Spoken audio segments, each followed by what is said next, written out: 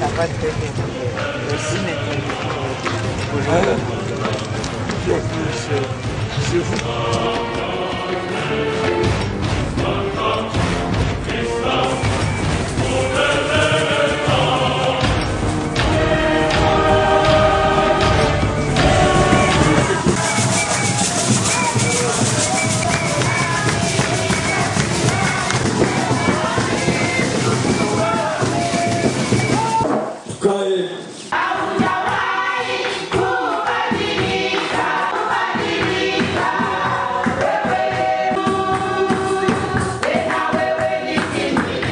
Ni lazima wa mama wapate nafasi yao. Tunasema kama mama anapaswa kuwa mmoja mwenye ataleta mabadiliko katika nchi yetu. Mateso yanapita, shida inapita, lakini ile ambayo sisi tunatumainia hapa, mabadiliko haitakuwa kama ba mama baingie mwele mabadiliko. Si ndio tunabambia kila siku. Sasa leo tunashukuru sana mama yetu posho mzime kwa nafundisha mbili. Najua tumebarikiwa sana. Hii yenye anamaliza nayo ni mfupi lakini inatosha. Amen. Yuko mfupi lakini inatosha. Mungu akubariki mama. Na tunafurahi sana. Sasa wamama wako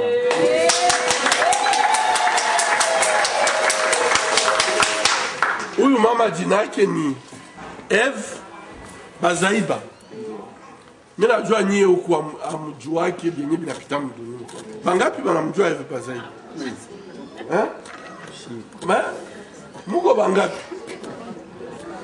Inchi walishafanya information watu wajua tena yenyewe binapita. Mimi nataka nibapresenter sababu huyu mama iko mama wa ajabu na wa pekee. Ni wa ajabu na wa pekee. Nadhani nisha kumkuta mwa mikutano ya mama Amerika, Bulaya, fasi yote anaenda anatetea haki ya mwanamke wa Kongo. Anapigania haki yako we mama wa Kongo. Na kwa hii mimi ninamheshimu sana. Sababu najua kuko wa mama benye banajitoa na banajitoa kwa namna yabo yote juu ya kusema mwanamke wa Kongo atoke katika hali yenye anakuwa ndani. Sisemi hivi sababu kwa hapa, nasema sababu tulishakutanana naye fasi mingi mkutano na mimi nasikia ile yenye anasema, mimi nasema aba mama ndio tunahitaji Mkongo. Ni mtetea haki ya wamama. Yeye anakuwa député. Kusema anasiege ku parlement ya Kongo. Lakini pia anaongoza parti politique. Kama tunamkaribisha hapa, haiko juu ya parti politique. Tunamkaribisha juu ni mama. Ndio.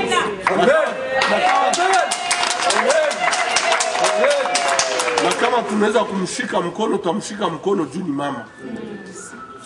Kuko benye banatudanganya na maparti politike, lakini yeye anapigania haki ya mama. Ndio maana nataka nimpatie microphone. Sauti kidogo. Kidogo tu. Ataisema mkiswahili. Ndio, asante. Bwana pewe sifa. Nashukuru Mungu sana kwa mimi kupata neema leo kufika hii fashi. Na mimi nakutanika na mama anahubiri na tafsiri kitabu ya Mwenyezi Mungu mzuri sana. Na naikamata leo, natumai kama ile itanifungua tena njia mbele. Amen. Mama Mungu apewe sifa na ubarikiwe kabisa. Amen. Na banduku bote biko hapa kufatana na kazi ndugu yetu Dr. Mukwege anatumika hapa. Mungu azili kumsaidia aendelee mbele, na iko neema yenyewe tulipata kupata bwana kana huyu. Leo bamama benye banaikala hapa shitaendelea mbele kusema mnajua kwa nini tuko hapa, kwa nini mko hapa, na hali gani ya magonjwa yenye mko nayo hapa, sio vile. Na ikatupa saa vile machungu kwa kuona kama watoto wenye tulibazaa tunabaita kana wanaume banatuharibisha maro. benye kubakiwa banajua kama banabakiwa na banaume, lakini Mungu anatupa neema ya kusema mupate tena mwanaume mmoja mwenye atakia kunutosha ile makiwa. Sio vile? Sio neema? Bwana apewe sifa. Sasa mimi leo minakuya namna tunaongeaka na doktor, hata kwa mbali tuko pamoja, tunajua vile tunasaidianaka. Hata mtumike mbalimbali, kama mnatumikia tu njia moya, moyo moya, mafikiri moya ya Mwenyezi Mungu, nadhani kazi itaendelea mbele. Sio vile? Sasa mimi nakuja hapa kunuelezea kama niko umoja wa mwanamke mwenye alipewa kabisa neema ya Mwenyezi Mungu ya kusema tuko ba mingi. Napikania, natetea haki ya mwanamke bila kuchunga pesa nyuma yake. Nasema mimi ni mama. Kama Mwenyezi Mungu alituweka kudunia, haukukua ubaguzi na mwanamke na mwanaume. Lakini kuzalikiwa kwa mwanamke tunakuta ubaguzi sana. Mimi ndio niko hatima, nilizalika vile, sikupata bahati ya kuikala na wazazi ya kunikuza. Sasa naona vile naenea kupiganisha juu niikale mtu kudunia. Unajua kama binakuwaka vipindi vitatu kudunia yenye mtu anaenea kuikala na lazima kudunia. Ya kwanza katika nyumbani ya wazazi wake, lakini mishi kupatikana na ile bahati ya kupata vile. Ya pili masomoni, na ya tatu kumakanisa. Sasa nilipata neema ya Mwenyezi Mungu kupata bazazi wengine benye bananikalisha kana vile mtoto, na benye bananisaidia masomoni, na tena benye bananipa ilmu katika makanisa mbalimbali juu ya kuikala mtu, na mimi napasha nisaidie bengine. Sio vile? Na ile mimi natazama dunia, naona kama Mungu aliumba mwanamke na mwanaume, na tunaona kana banamuke banasindia kwa wingi. Juu ya nini? Tuko hapa kukongo kukidemokrasia, wanasema ile shauti ya wawingi njo inye maneno itaendelea. Sasa sisi wanamke tuko wawingi, bona tunarudia nyuma? Bona tunaishi katika ubaguzi? Bona dunia yetu Kongo yetu inaishi kumateso? Kumbi wa mama tunapasha tulamuke. Njo inyewe mimi nasema kwenye chewe ya madecision ya dunia inapitaka ni kazi ya machama mbalimbali. Hata leo mie napewa neema ya kusema kwenye nilitoka mbali, nilizalika kwa asili, sikuzalika hata hospitalini kana hivi. Nilizalika mama mzazi alinizala kumayani ya ndizi banatandika, na mimi nazalika. Haikukuwa hospitalini.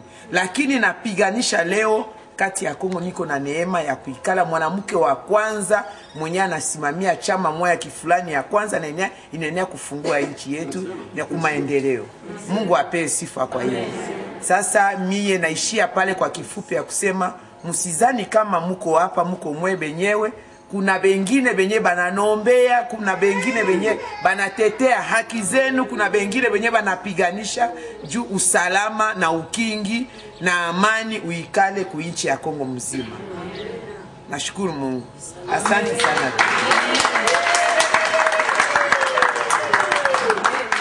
Sema chama yake ni MLC.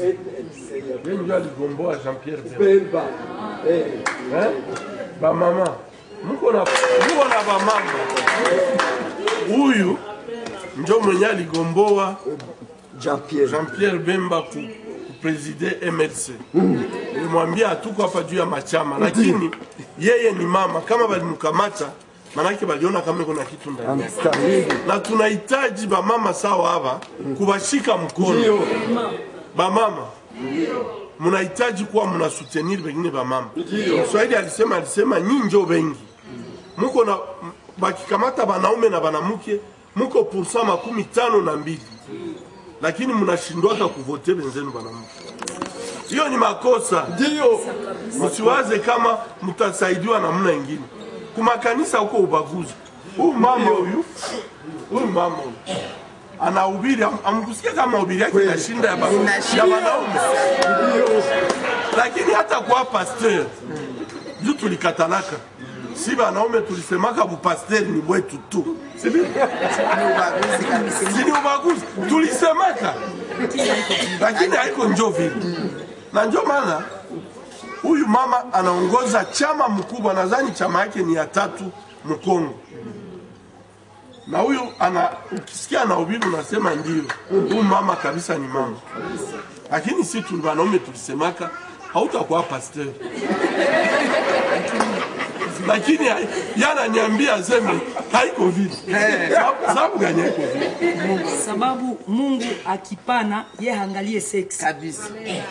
Amen. Amen. Amen.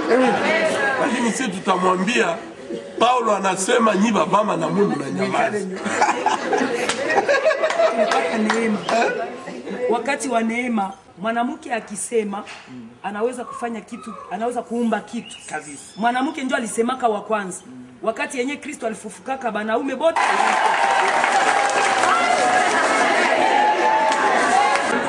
Unaona? Siku yenye hapa mama watakamata. Mama kwake anafikiri juu yake. Mama anakuwaka anafikiri juu ya wengine. Amen. Mama anaulizaka mulikula. Batoto balikula. Batoto balienda ku masomo. Batoto balinawa. Ni mama ndio anaulizaka. Si vile? Na siku yenye hapa Mungu awabariki. Tungizungumza tungeorganize na kuwa namna ya kusema tukulize yana waza tatu. Kwa kweli huyu baba alinijua kupitia kitabu. Alisoma kitabu na kupitia ile kitabu akadeside, anaishi Amerika, akadeside kwa kuniona. Na tangu ile wakati kila miezi 3 anafikaka.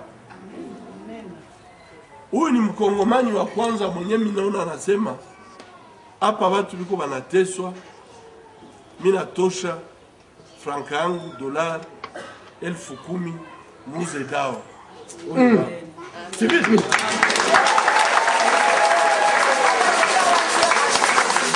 Kawaida ukiona wakongomani ni kukuambia, akishamaliza kusema anakuambia sasa leta utanipatia combien njo. Lakini huyu baba akifika hapa anakia nasukuma mavalize zenye ziko kama madawa, anakia nasukeza benye banaharibishiwa. Na mimi nadhani kama kwavu ni 12 iliyopita. miaka makumi.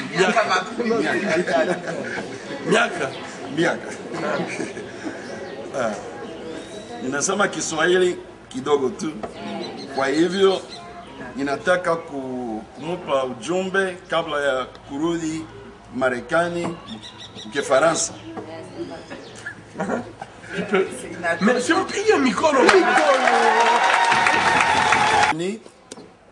J'ai été mis au courant de vos souffrances, de tout ce qui se passe, tout ce qui s'est passé dans la région et tout ce que vous avez connu comme problèmes de santé, problèmes spirituels, toutes sortes de problèmes.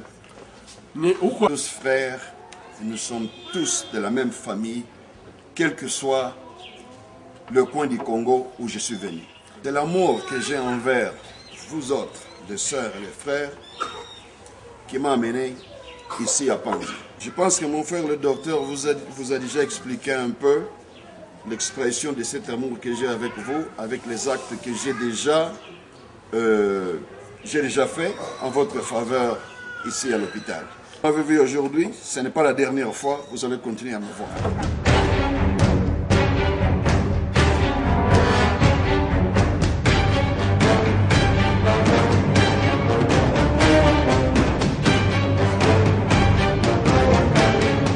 Ya kuishi vizuri.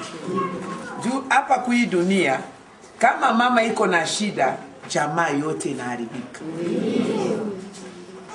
Haiko vile.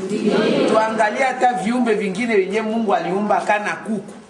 Ushakona kuku dume anavika watoto yake. Mpaka kuku dike. Na kuna bwana mmoja alikuwa anaandika vitabu iko wa Afrika ya Kaskazini kule, aliandikaka akasema mwanamke iko kiumbe moya yenye Mwenyezi Mungu aliumba ya mshangazi. Maana yake akaona hata mende hata muswela mwanamke anaogopa. Si mnajua mwanamke wenyewe anaogopaka hata panya.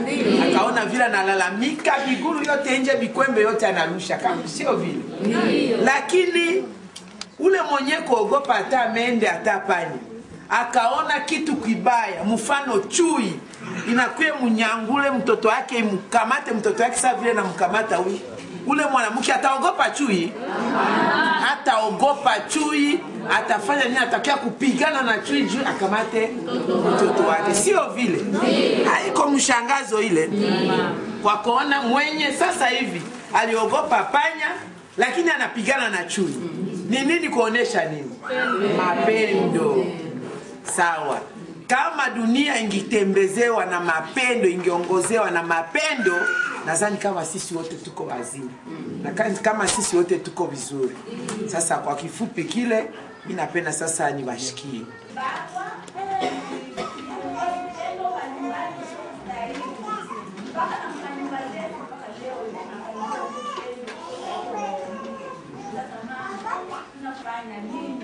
wala nani anaweza kujitegemea, lakini tunajitumania kwa kuangalia kwenda nchi ya Uislamu. Sasa wanawake wanateseka, sisi walitetwa, haya ni mateso, hakuna hapa juu tunakuja ni mateso. Ule haki ya mwanamke itapatikana je?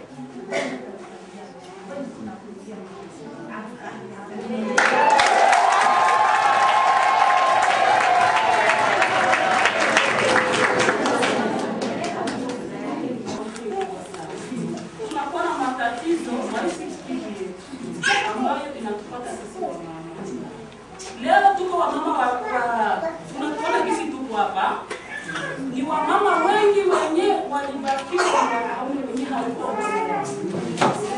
Inafikia wakati bwana anakuacha na watoto kufuatana na gisi kulikutana na wajambazi, wanakuwaka vile wanakuharibisha, lakini bwana anakutupa kusema sitabakia na wewe tena mwana amekuacha na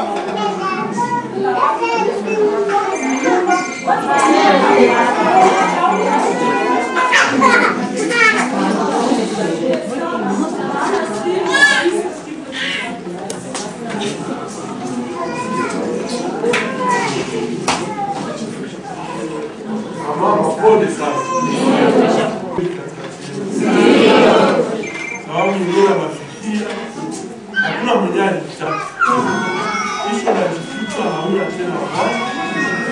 Mwingine wanakudharau, wanakucheka. Wakati tunaambia viongozi wa nchi anasema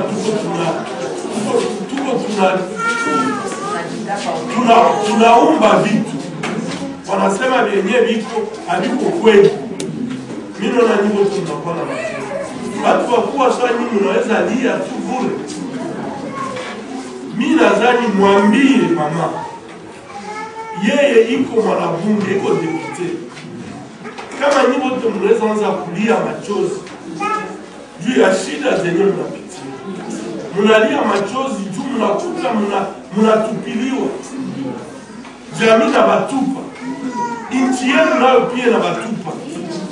Hakuna mwenye anashughulika. Hapa tupate hata kikwembe moja ya guvernema. Huko wenyewe wanakuja hapo wanakuja kuchi. Wanakuja kuchi. Kikwembe yenyewe anapata yenyewe anapata. Na wakati tunaambia viongozi wanasema mko mnakreye wanamke wenyewe wanawakiwa. Mnajua kuko saa hii machozi yenu inakuwaka tiririka mroho yangu. Mtu mkubwa sawa nyia hawezi kulia, mzee sawa huyu mama hawezi kulia bure. Unalia juu, unalia kwenye unatoka na kwenye wanakufikisha, na sio unaangalia mbele. Hakuna kitu inaleta huzuni sana. Lakini hamko nipe. Mimi nilipenda mama afike hapa sababu mimi namjua kwa kweli ni mama mwenye kila reunion ya kutetea mama huyu mama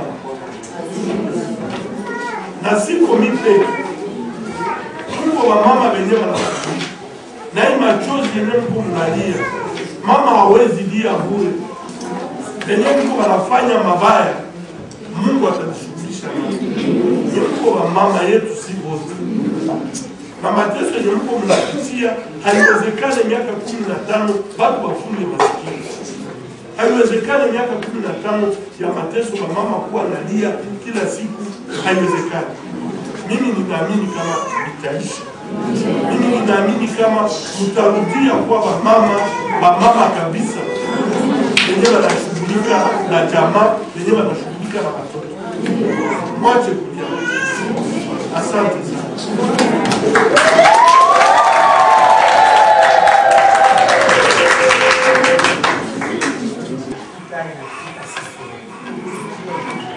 Sasa naomba kama tukumanyio kama na Mungu ndiye mwenye ananileta hapa. Nisiona kumitaka kazi yenu hata jambo siko pale.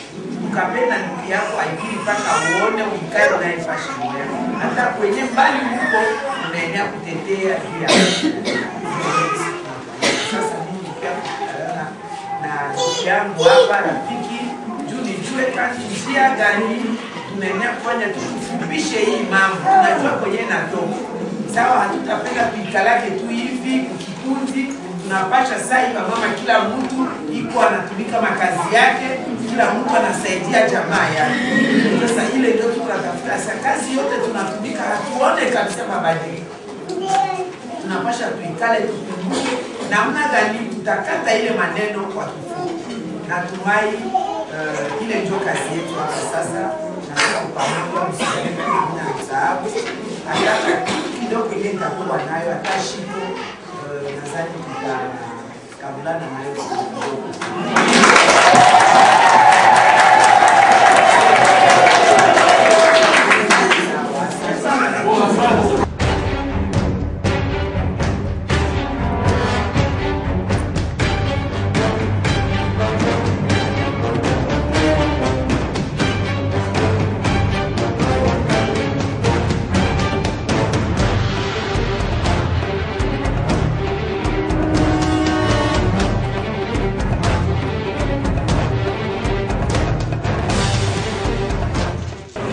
Vous savez, moi je connais Eve Bazaïba depuis de longue date.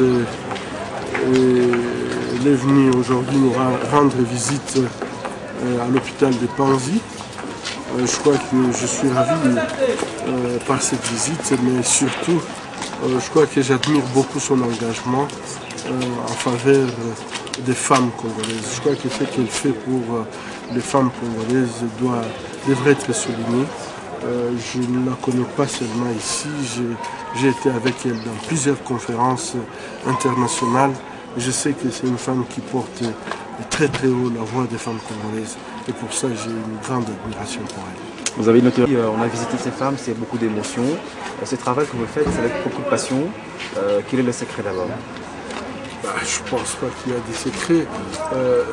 Ce sont des compatriotes qui souffrent terriblement, qui sont non seulement abusés, mais aussi exclus, stigmatisés.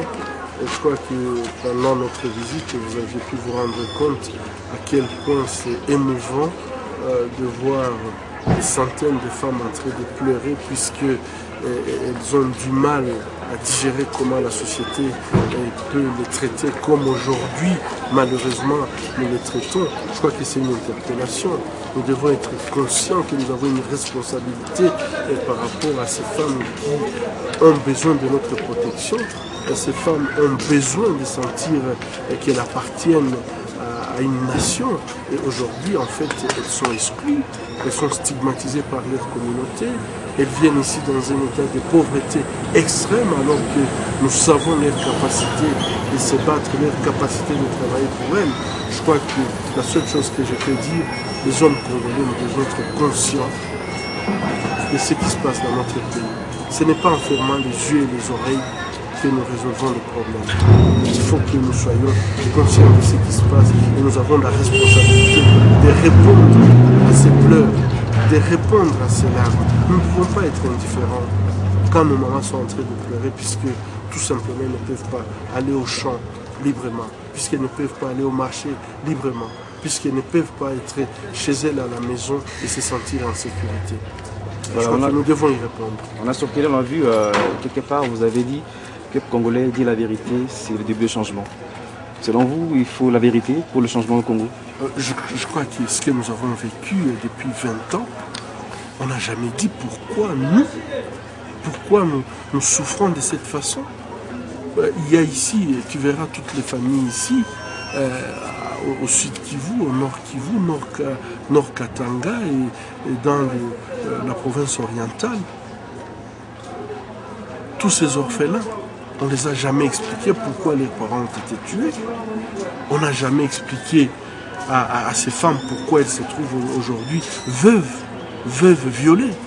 Je pense que nous avons besoin de parler, nous avons besoin de parler de notre histoire pour pouvoir prendre une nouvelle voie. Et si on n'a pas la capacité de parler de notre histoire, il n'y aura pas de changement. Il faut qu'on se dise la vérité. Qu'est-ce qui nous est arrivé? Nous, les Congolais, on ne se bat pas entre nous.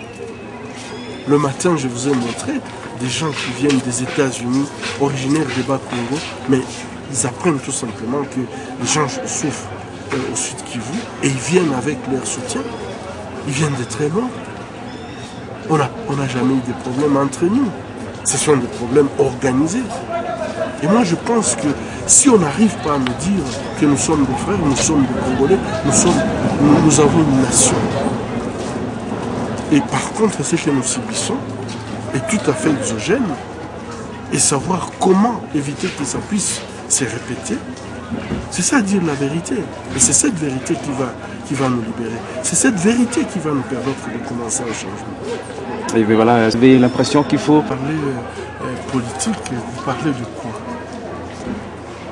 Quand vous voyez ces femmes en train de pleurer, qu'est-ce qu'elles ont demandé? Elles n'ont rien demandé. Je crois que vous étiez là. Tout ce qu'elles demandent, c'est la paix. Et je crois que lorsque vous dites qu'il nous faut tous travailler pour la paix, il nous faut tous aller dans la même direction, donner une chance aux générations à venir. C'est ça faire la politique. C'est une demande d'un citoyen. Et je crois que les femmes qui exigent ça, elles ne font pas la politique. Elles exigent tout simplement leur droit d'être reconnues comme des citoyennes congolaises, d'être reconnues comme appartenant à une nation et qu'on doit s'occuper d'elles. Ça, c'est pas faire la politique, c'est exiger son droit. Beaucoup d'émotions, mais plus beaucoup de sens de responsabilité en termes d'interpellation. Je suis interpellé, c'est vrai que je l'ai toujours été, j'ai toujours défendu ces droits-là, des années et des années, j'ai grandi dans cela. Mais aller le voir des visites, ça fait encore très très mal. Tout ce que je sais, c'est que violence faite à la femme actuellement, ce n'est pas une cause, c'est une conséquence. La meilleure chose à faire, c'est d'identifier les causes, de nous attaquer aux causes. Et les causes, ça se trouve partout. En premier lieu, d'abord, le leadership.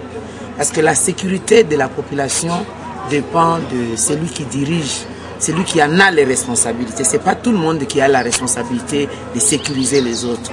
Et la deuxième chose, c'est ce que le docteur vient de dire, ce sont des problèmes exogènes à notre pays. Alors, il faut les identifier, ça vient d'où et pourquoi. Et comment lutter contre cela, comment arrêter ces genres de fléaux. Mais en bref, moi je vous dis, je suis responsabilisé et je suis interpellé. Je vais encore accentuer mon travail dans ce sens pour éradiquer toutes ces formes de violence faites à la femme. C'est de dire qu'elles ne sont pas seules à souffrir, nous souffrons ensemble. C'est vrai qu'elles souffrent dans leur chair, mais nous aussi nous souffrons dans notre âme. À ceux qui pensent que ce sont des utopies, je pense que ce sont des extraterrestres, parce que nous les vivons. Vous savez ce qui est scandaleux, là où ça sort de l'ordinaire, c'est que ça ne se passe pas seulement à Panzi, sur toute l'étendue du territoire, même dans la capitale actuellement. Chaque jour n'est pas, nous enregistrons des cas de violence faites à la femme. On disait, mais ces femmes-là sont violées peut-être les cas de jeunes filles parce qu'elles sont à moitié habillées par rapport à la mode. Mais si on doit voir les cas des petits-enfants, des enfants de moins de 5 ans, de moins de 10 ans, qui sont victimes de violences, vous savez que ça ne doit pas s'expliquer. Donc il y a un problème, il y a une réalité. Fermer les yeux face à cette réalité, ce n'est pas responsable. Merci madame. En fait, que je peux lancer au gouvernement congolais en tant que parlementaire, c'est qu'on ait un gouvernement responsable. Il se pose un problème de responsabilité en ce qui concerne la gestion de la chose publique. Je crois que nous devons changer. Si nous ne changeons pas, et si on n'est pas capable de changer les choses, il faut laisser cette possibilité à d'autres pour donner le bien-être social. Parce qu'on n'est pas politique pour soi-même, on est politique pour le bien-être social de la communauté. Mais il faut reconnaître que le Sud Kivu, la question se pose quand même avec beaucoup d'acuité. Merci beaucoup. C'est moi qui vous remercie.